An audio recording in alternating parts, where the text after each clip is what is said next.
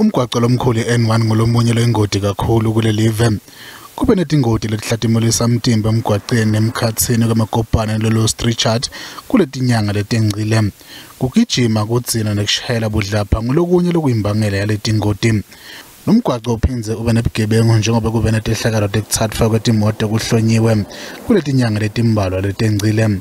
Kanti-ke tiphatsimandla titimisele kulwisana naletehlakalo kulomnyaka. We are going to increase our patrol vans. We are going to increase the patrol cars. We have got our police, we have got our traffic officials, and we have got our national traffic police, you know. So we are increasing the cars that will be patrolling those roads. So that way we feel we'll be able to deal with it. Nemaphoyisa aphindza acela emalunga emphakathi ukuthi abekeliso kubantwana babo njengoba lesifundza sibukene netehlakalo elisetulu tekutfunjwa kwebantwana. Please look after your children. Don't actually lose any other sight.